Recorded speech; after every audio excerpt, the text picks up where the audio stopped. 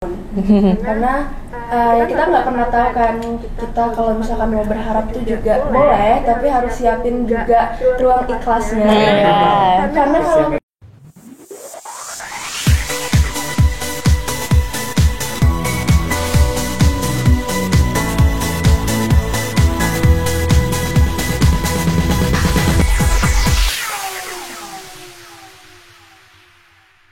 Halo Sobat Jubel, jumpa kembali di Jubel Inspiratif yang selalu menampilkan tokoh-tokoh yang menginspirasi. Oke, bersama saya Pasha Muafa sebagai host kedua Dan saya Hanifah Zarahmi sebagai host pertama. Oke, jadi Hanifah kita sekarang udah kedatangan tamu yang cukup spesial ya. Iya. Dari SMA Negeri 17 sendiri. Oh, tepatnya. Oke. Jadi kita langsung aja nih perkenalan nih pada tamu-tamu kita yang spesial pada hari ini. Oke, Silakan. Kenalin, nama aku Rabranian Hadid. Aku saat ini udah lulus SNBP di Institut Teknologi Bandung, Fakultas Teknik Pertambangan dan Perminyakan. Hebat ITB boys. Silakan. Oke, halo Sobat Jubel, kenalin aku Nadia Iren Zahira, biasa dipanggil Iren, dan aku udah lulus di Fakultas Kedokteran, Prodi Pendidikan Dokter Universitas Sriwijaya. Ibu dokter. Iya. Dokter. Nice. Masya Allah. Kan kalian bukan SNBP juga? Iya. Aku lupa. Alhamdulillah. Oke, aku dulu. Oke. Kita kenal ulang ya. Saya Hanifah Zarahmi. Alhamdulillah saya lulus di jurusan Hukum Universitas Pajajaran. Keren banget. Bandung agak sananya dikit. Oke, saya Oke. halo Sobat Jubel sekalian. Perkenalkan saya Pasha Muafa. Saya sekarang alhamdulillah sudah lulus SNBP ke Universitas Gadjah Mada. Prodi Teknik Nuklir. Wah, jarang ada yang Benar. Iya, Karena saya mau ngebut Jubel. Berbudaya. berenergi. Soalnya di Indonesia ini kan kita butuh pemakai listrik tenaga nuklir. Benar. Iya. Karena kita sudah terlalu banyak memakai batu bara. Harus ada potensi baru ya di Indonesia ini. Semoga nanti tahun 5 tahun ke depan sudah ada ya. Amin.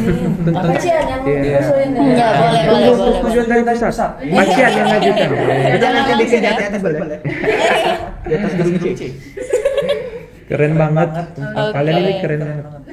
Oh, aku juga ya. Keren, alhamdulillah. Oke, terus lanjut nih. Menurut Ade nih, gimana perasaan kamu setelah lulus SNBP? Sedih campur senang tentunya. Sedih karena harus meninggalkan orang tua. Jauh dari orang tua, harus ke Bandung, harus ke Jatinangor, meninggalkan orang tua. Dan senang karena ya akhirnya nggak lagi deg-degan tentunya. Akhirnya udah lega tentunya, tidak lagi harus ikut tes dan lain sebagainya. Jadi ya kita tinggal menunggu keputusan dari direktorat sana. Oke. Tinggal masuk nanti ya Mas ya. Iren nih, gimana? Kalau aku jujur lega banget ya, soalnya perjuangan buat SNBP itu susah. Kalau udah dapet SNBP itu rasanya udah tenang, udah selesai, nggak perlu ikut tes lagi. Iya. Jadi ya seneng banget juga karena dari orang tua juga pasti senang kan lihat anaknya itu udah lolos di universitas PTN gitu kan apalagi. Itu sih kalau aku. Kalau kalian? Kalian gimana nih, Mbak? Alhamdulillah sangat santai. Boleh. Tingkat kesantaian berapa? 1 sampai 10 rating tingkat kesantaian. 9. Wah. Itu udah ketenangan batin udah sangat tenang. Udah dulu. Tenang banget ya. Kalau saya sih alhamdulillah perasaan saya kalau lulus SNBP kemarin itu apa ya, kalau dibilang senang juga senang, bilang kaget juga kaget. Ada kagetnya. Tipis. Kenapa? Sebenarnya nggak expect sih. Oh. Karena waktu itu cuma ya udah ikut aja dulu gitu. Nah, ternyata alhamdulillah masuk kan. Nah, kalau senangnya sih karena ya tadi katanya PLB santai. Saya sudah bisa maraton anime. Tapi perjuangan kalian gimana sih biar bisa dapet SNBP tuh? Oh, silakan. Saya dulu. Oke, lempar-lempar. Kalau perjuangan ya, jujur aja kalau misal dari kelas 10 nih kita mulai. Kalau di kelas 10, jujur saya awalnya nggak tahu apa itu SNBP. Karena kelas 10 tuh saya masuk sini tuh fokusnya tuh ya udah fokus dulu, kayak ikut dulu pelajaran, coba lihat dulu orangnya tuh gimana, analisis lah, coba nyari lingkungannya kira-kira tuh cocok gimana gitu. Nah pas kelas 11 baru dibilang-bilangin oleh teman-teman semua SNBP apa SNBP, nah baru saya searching dulu tuh.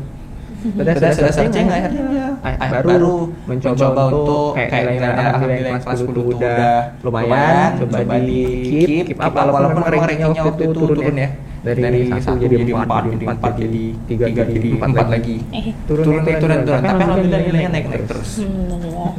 Kalau nih Pak? Kalau perjuangan saya sendiri sih jujur saya sama pas kelas 10 saya kurang tahu kayak misalnya dari SNBP apa segala macam tes masuk ke jurusan tuh saya nggak mikir untuk di Indonesia sebenarnya.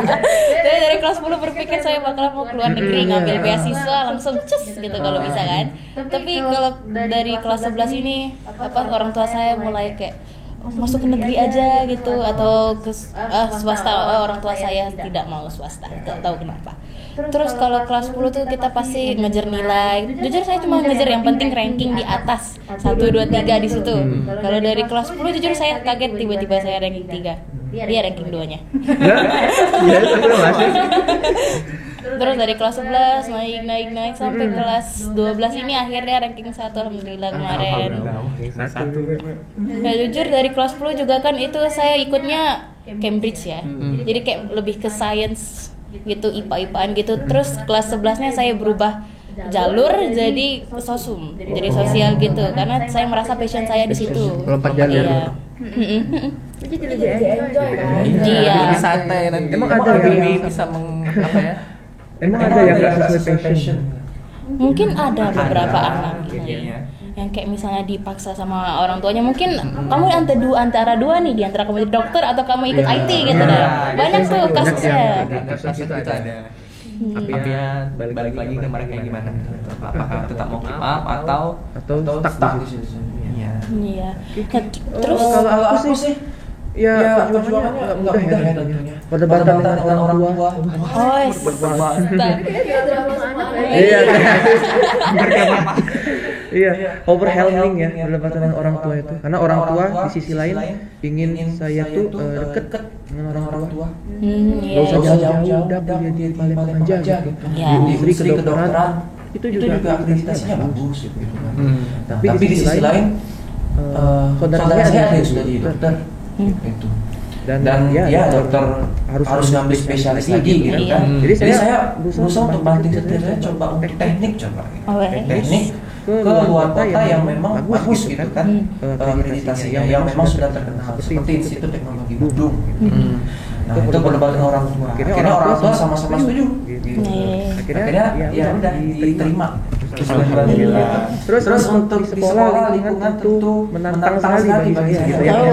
Udah masuk ke tantangan nih. Udah perjuangan udah masuk tantangan Ya, banget. lingkungan sekolah kita kan transisi dari SMP ke SMA gitu. Jadi transisi itu yang berat. Iya. Pelajarannya juga itu lebih berat dan lain sebagainya gitu. Dan mengejar nilai juga lebih berat gitu. Nah, masalah nilai sendiri harus konsisten dari kelas 10 sampai sekarang gitu kan. Dari semester 1 sampai semester 5 itu yang juga jadi perjuangan yang tidak mudah. Oke. Dari Iren sendiri nih, gimana sih cara maintain nilai kamu biar tetap konsisten Itu gitu? dia pertanyaan yang ditanyakan sudah pasti saya selanjutnya gitu ya. Karena saya bahas tentang nilai. Jadi kepikiran nih, sekalian kita tanya nilai gimana sih caranya gitu. Biar adik-adik kelas juga pada tahu. Iya, biar yang adik-adik kelas 10, kelas 11 bisa keep up dari sekarang. Betul banget. Untuk nilai-nilainya. Kalau aku kurang lebih sama mereka bertiga, karena transisi kata Adi tadi itu sangat susah.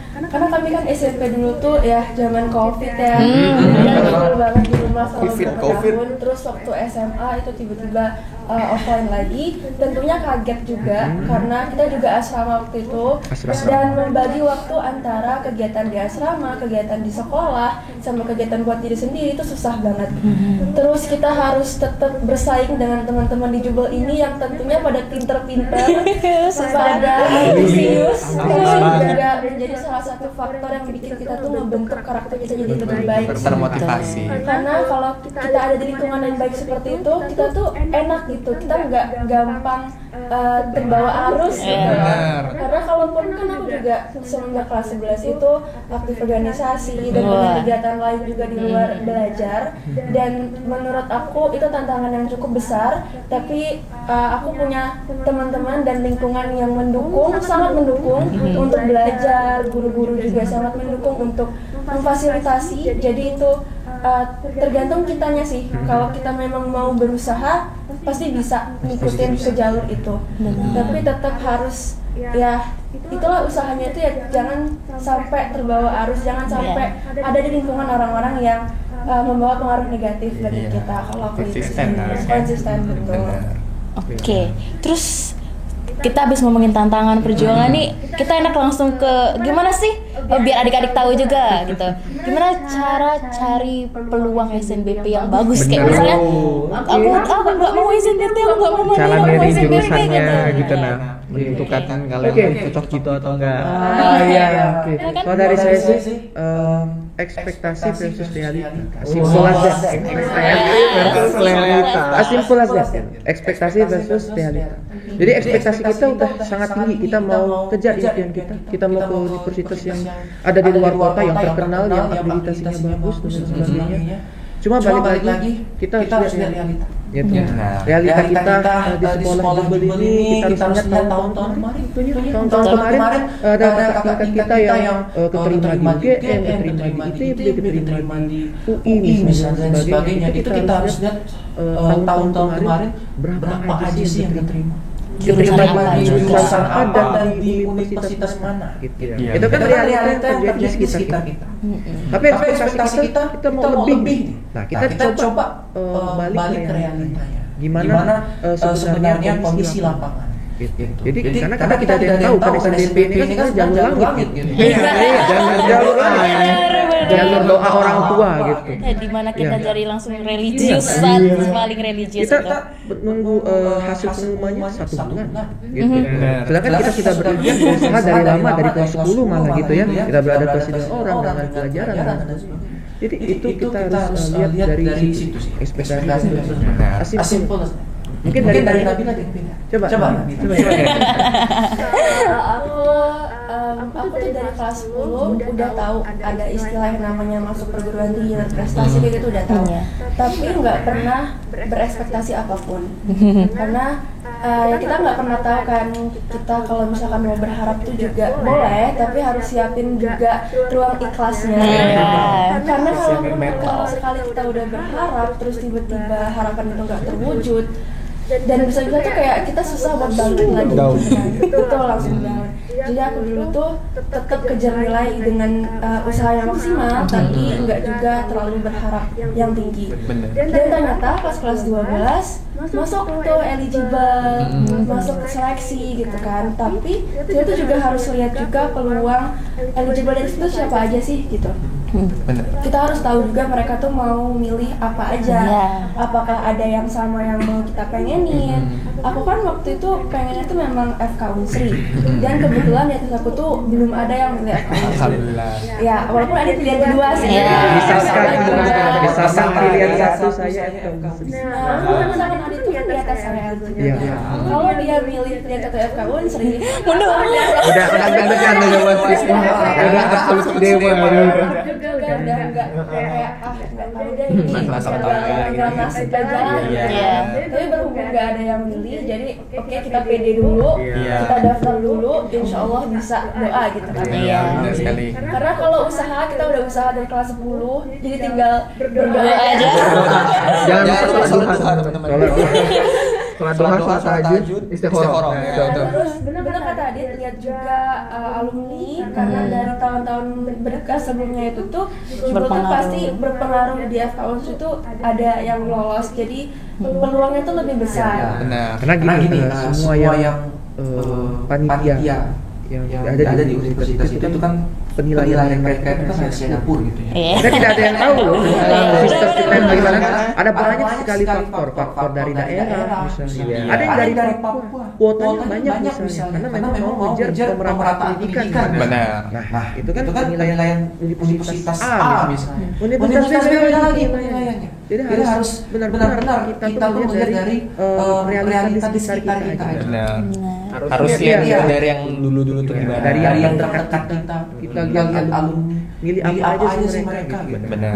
Dan berapa sih persentase mereka itu keterima dan tidak. Oh ya, rata-rata mereka pas masuk. Ya, very simple. Tapi alhamdulillahnya kita didukungnya oleh BK sekolah kita. Iya. BK memberikan fasilitas yang luar biasa tentunya untuk kita dapat memilih Jadi kita tuh nggak kuburan satu sama lain. Untungnya juga ada konsultasi dulu ya. Ya baiklah, kita berterima kasih kepada BK sekolah. Terima kasih BK. Oke.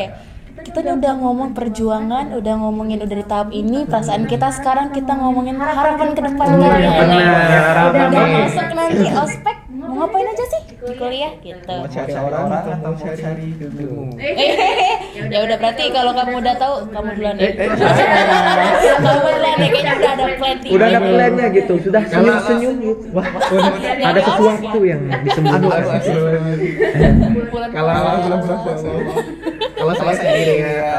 Kalau saya harapan atau plan? Terserah, mungkin ada harapan yang ingin kamu wujudkan sekali. Harapan saya sih yang pasti saya di UGM nanti pengennya itu ya lancar, IPK-nya kalau bisa 4,0. Kalau bisa itu ya. Terus juga kalau bisa dapat beasiswa sih harapannya. Karena memang insya Allah mau ngejar beasiswa juga. Mungkin kalau plan sih ya udah masuk dulu, kita coba lihat orang-orang sama kayak SMA tuh nanti plannya. Adaptasi lagi. Kita lihat tentunya gimana, ada di mana, apa yang diperlukan. Itu krusial itu kan dari mana tuh. Maksudnya lebih attention to detail. Iya, benar sekali. Itu yang mau saya kembangkan di kuliah. Attention to details itu ternyata sangat penting. Hal-hal sepele saja itu bisa menjadi senjata makan tubuh. Jadi itu harus kita perhatikan. Attention to details. Apa yang kita lakuin itu yang kita dapat. Iya, betul banget. Mirroring treatment kita. Apa yang kita dapat, Apa yang kita tanam itu yang kita tuai. As simple as that. Betul. Ya.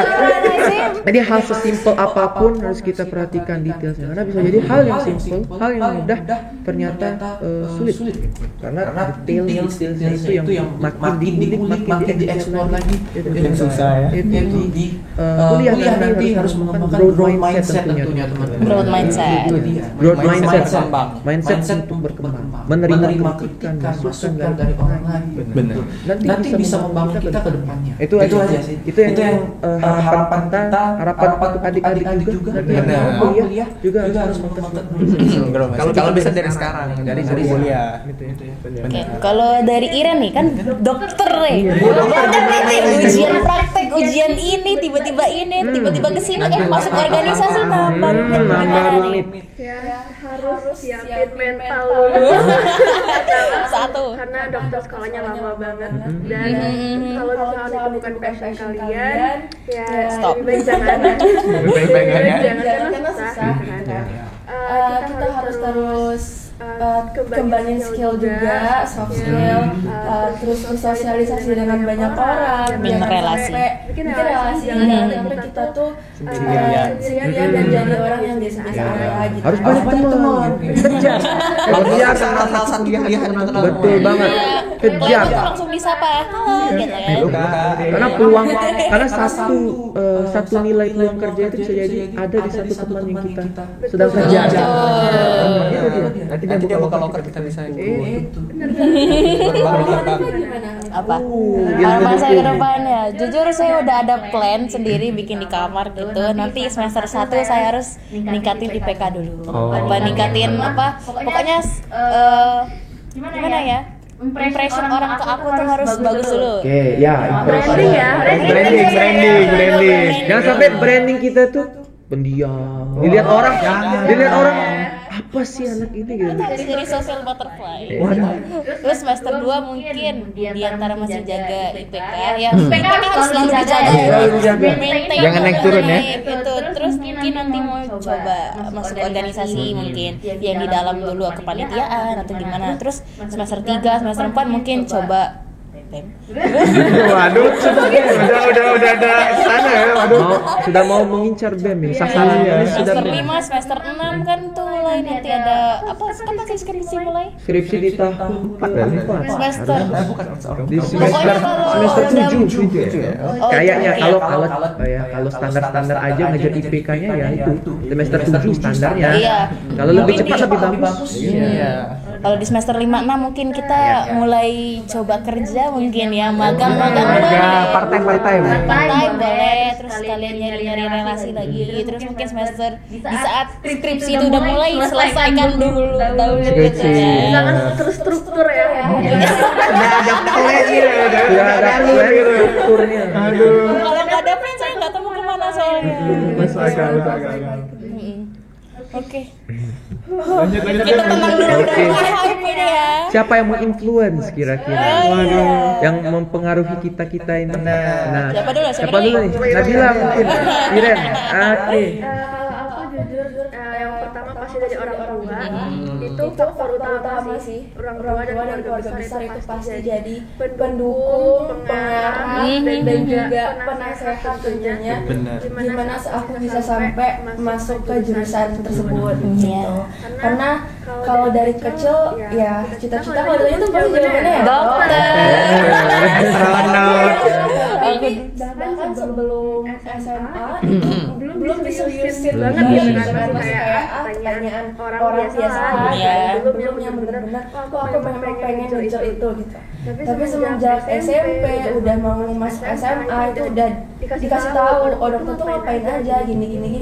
Terus dari orang tua juga kalau masuk dokter bisa deh kayaknya boleh deh, dan aku juga alhamdulillahnya minat jadi nggak bentrok gitu kan. Karena ada juga tuh beberapa orang yang dirinya tuh dipaksa bahkan sama orang tua tapi dia nggak minat ya harus dokter ya kan. Dan aku juga setelah cari-cari info dari orang tua, dari medsos, dari teman-teman, jadi kayak ngeliat oh kayaknya aku juga mau deh cocok gitu. Dan aku juga waktu penjurusan kelas 11 itu milihnya di kelas yang mapolnya tuh udah untuk dokter gitu. Kalau kalian kan masih ada teknik, bahkan sosum gitu kan. Full sosum. Saya full teknik nih. Teknik. Anak-anak teknik, aduh ribet. Iya. Maaf ya, nggak suka fisika. Nggak suka fisika, maaf.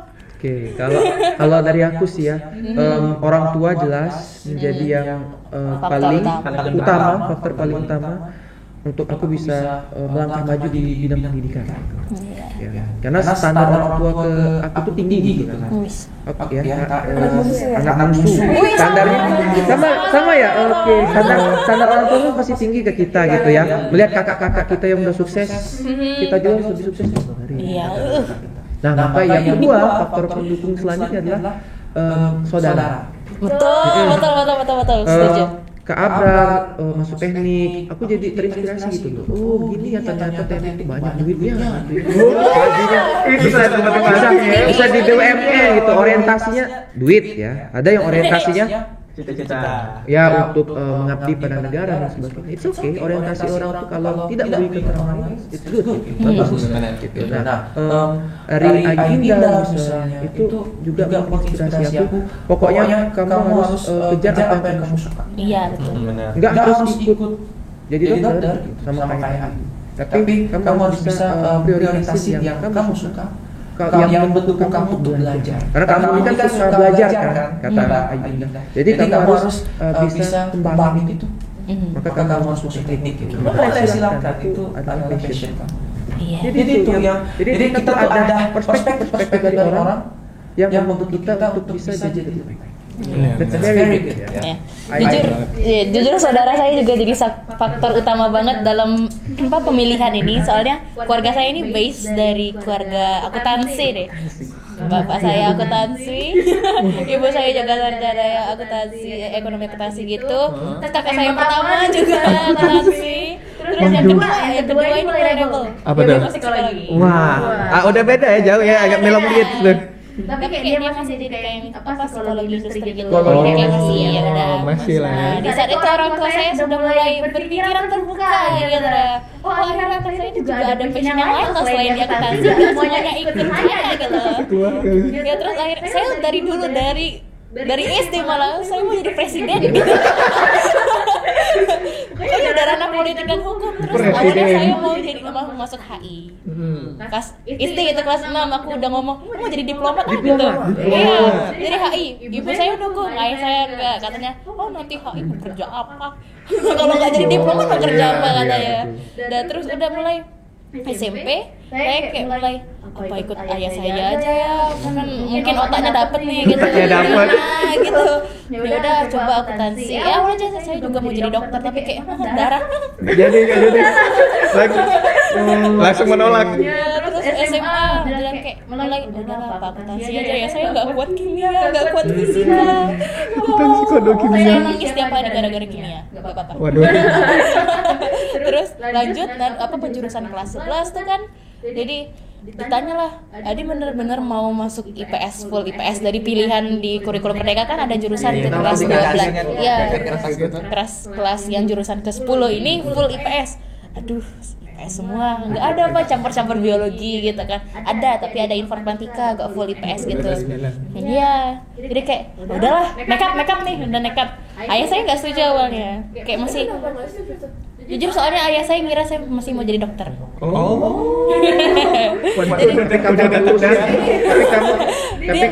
Tapi kamu lurusin gitu kan? Iya. Kemauan kamu sebenarnya Didiskusikan kembali. Iya, terus saya FOMO tuh desain. Tambah jauh nih. FOMO nih kayak, aduh kayaknya saya juga kayak ada hobi di gambar segala macam, bikin animasi apa gitu. Saya mau kayak, aduh kayaknya masuk situ aja deh. Terus ada prospek kerja di bagian game atau entertainment mungkin tinggi. Terus ayah saya, No lagi. Oh, lagi tidak boleh, Banyak tidak boleh. orang terkenal karena entertainment itu banyak gitu, jadi pengen Iya. masuk entertainment juga. Terus gitu. dia ngeliat AI udah berkembang juga, Iya, jadi kayak bener. jangan deh bahaya prospeknya gitu. Terus sudah mulai, saya udah kayak, udah berarti tinggal hukum dong, gitu kan. Terus kata ayah saya, udah akuntansi dulu. Coba akuntansi dari kelas 11 sampai kelas 12 semester 1 saya fokus akuntansi. Oh saya mau akuntansi UI, gitu. Udah berkeluar-keluar di les, oh aku akuntansi. Terus akhirnya pas kelas 12 semester 2 udah mau deket-deket SNBP awal Januari, ayah saya sama ibu saya tuh udah berembukan. Sebenarnya saya tuh hukum boleh sama ayah saya, tapi ibu saya tidak mau, katanya hukum itu mengerikan. Ya biasa dunia politik gitu kan, dia takutnya saya masuk ke hukum yang pidana gitu. Kan ada hukum perdata tuh, saya mau masuk situ. Nah jadi itu udah berembuk, tiba-tiba saya pulang itu lagi makan di rumah makan Merdeka. Bu, tidak disponsori teman-teman. Ada sponsor, maaf cerita doang. Terus pulang-pulang dari sholat maghrib, adik akhirnya saya kayak diomongin boleh masuk hukum. Saya nangis di tempat.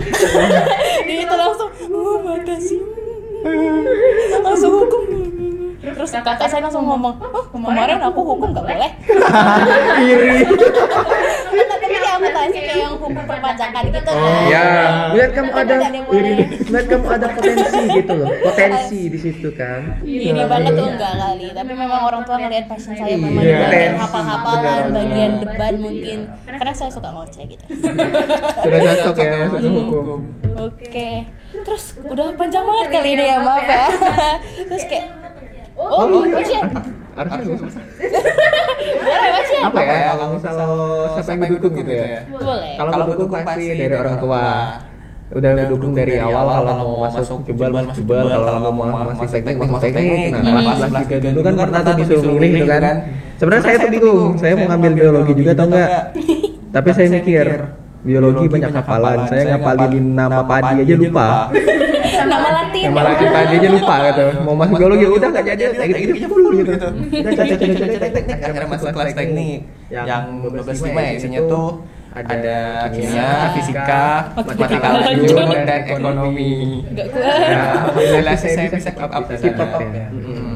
Mungkin juga karena ya dukungan tadi dari ortu, dari juga nenek kan biasa suka dukung terus juga dari teman-teman yang baik yang di Jubal ataupun di luar Jubal juga suka dukung juga kan, terutama orang-orang yang dekat dengan saya itu alhamdulillah. Sama saya juga memang dari awal tuh dari kecil cita-cita saya itu alhamdulillah konstan gitu, jadi mau jadi ilmuwan, tapi bukan teknik nuklir, bukan.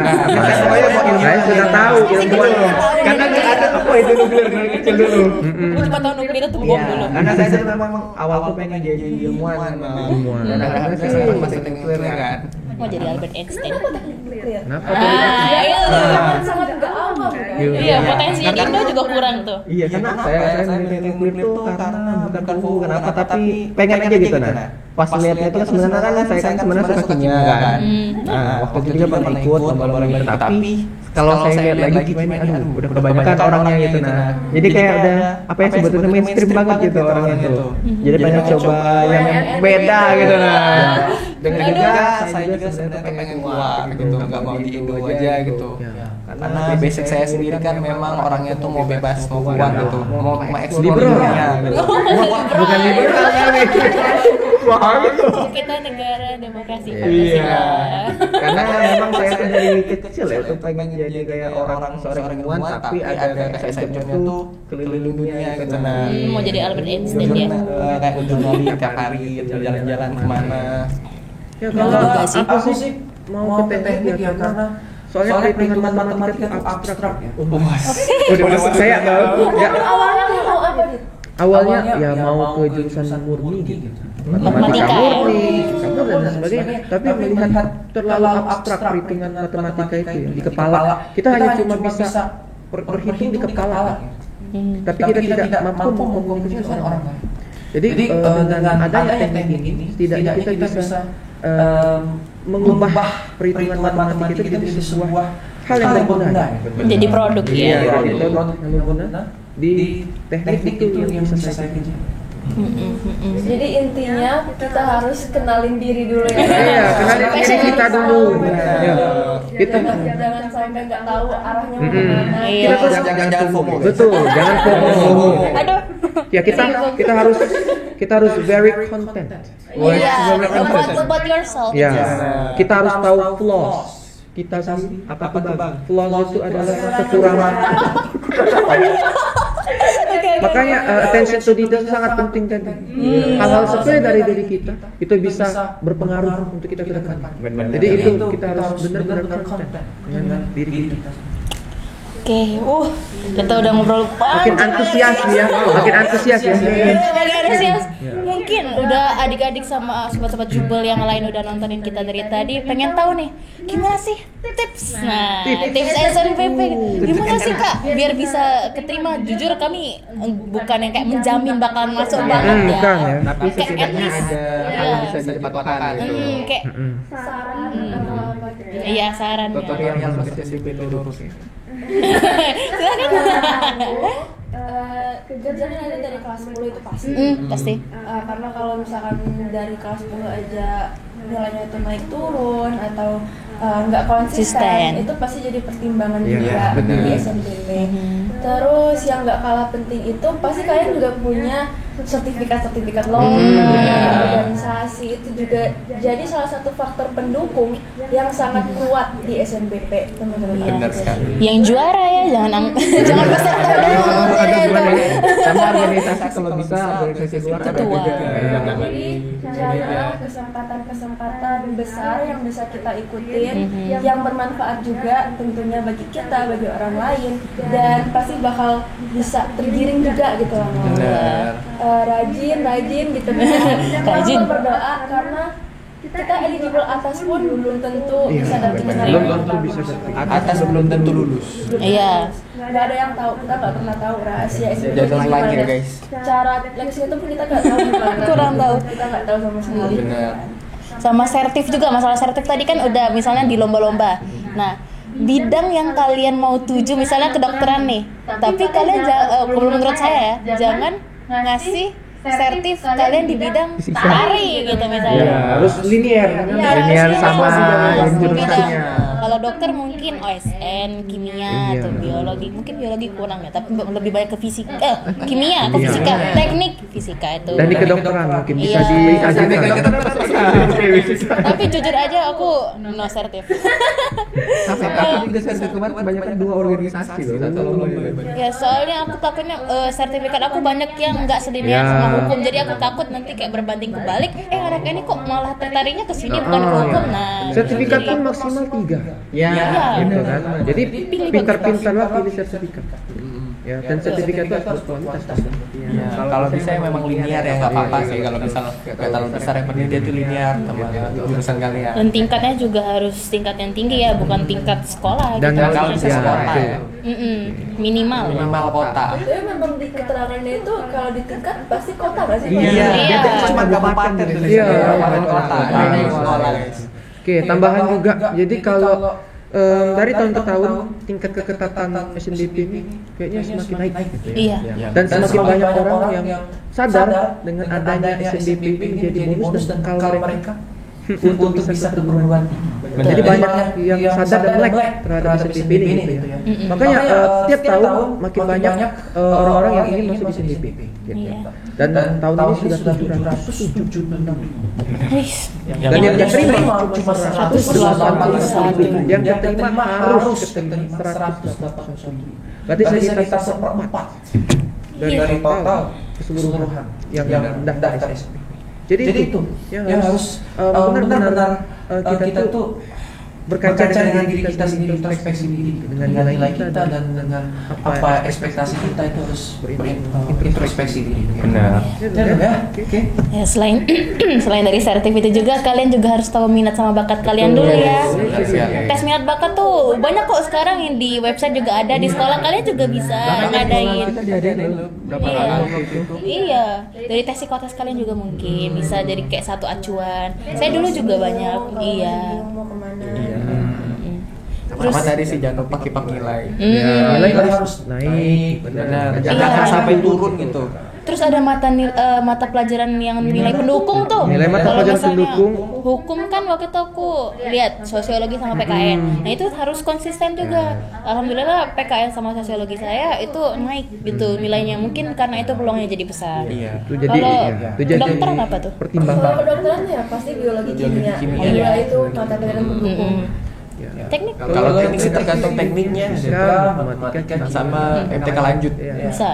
Itu dia. Jadi Gitu. udah mulai kalem. Enggak seantusias tadi. Udah mulai capek. Udah mulai capek. coba Pak kalau untuk adik kelas yang mau masuk ke SNDP. Adit. Dulu galau pas SNBP itu wajar. Ya, Iya. galau. Itu normal. Jadi jangan sampai down bahkan sebelum pemilihan. Kalau galau mau jurusan apa? Soalnya guys. Nanti di atas aku ada yang nabrak atau gimana, itu normal banget. Jadi jangan khawatir, pasti bakal ada jalan keluarnya. Iya. Makanya kalian tuh harus ada punya plan A, plan B, plan C. Semuanya harus ada plan sampai Z. Kalian harus terstruktur Sama banget. jangan lupa berdoa. Benar. Bagi yang muslim silakan sholat taubat, atau bagi yang non muslim silakan Udah capek kayaknya. Udah bercapek. Pertanyaannya bagus. Saya suka. Ada pertanyaan dari kamu sebagai host gitu. Ada pertanyaan dari saya juga. Kita kan Jadi ngobrol. benar. Iya, ngobrol santai aja. Santai guys. Terakhir nih mungkin terakhir ya, udah lama banget kita ya. Terakhir. Motivasi atau moto gitu ya, motivasi untuk adik-adik atau moto hidup kalian yang bikin kalian memperjuangkan sampai saat ini gitu. Moto dulu Saya? ya. Oke. Soal moto saya sesuai ad maioran atau sum. Jadi kita lahir ke dunia ini untuk hal-hal besar. Ya, jadi itu persiapkan. Iya. Karena kita tidak tahu depannya seperti apa. Persiapan untuk hal besar itu. Benar. Silakan. Menurut aku, keberhasilan itu bukanlah suatu perjalanan, tapi adalah destinasi bagi kita semua. Wah. Jadi terus hargai prosesnya, jangan gampang nyerah, jangan nyerah di tengah jalan, karena kalau kita bahas soal perjuangan itu nggak bakal ada tempat tujuan, karena pasti bakal berlanjut terus sampai kapanpun gitu. Jadi tugas kita di sini cuma bisa berusaha, cuma bisa ikutin alurnya, ikutin prosesnya, nikmati terus, karena dari proses itulah kita dapat belajar banyak hal. Bener. Dari saya, oke. Saya sebenarnya moto saya tuh cuman ikutin dulu, gagalnya nanti. Karena Kalau bisa jangan. Jangan sih kalau gitu. Nah, kalau misalnya yang biasa saya jadiin motivasi itu salah satu quotes dari tokoh dari Jepang namanya Taira Nakikyo. Nah, itu tokoh lama sih. Nah, dia pernah bilang aku ingin mengubah dunia meskipun dunia tidak menyetujuinya dan meskipun hal tersebut adalah hal kecil yang tidak berdampak pada siapapun. Mungkin itu saja sih moto saya. Oke, keren. Moto saya nggak sekeren kalian. Coba nih, silakan. Jujur, kayak cuma 1-2 kata kayak, bukan 1-2 kata, kayak mungkin 1 kalimat kayak, keep up, don't fall, just be yourself. Iya. Kita harus keep up everything, kayak misalnya dari berbagai bidang, misalnya untuk mental, dari fisik, karena banyak orang yang mentalnya kuat tapi badannya nggak kuat, badannya kuat mentalnya nggak kuat, jadi semuanya harus seimbang, balance.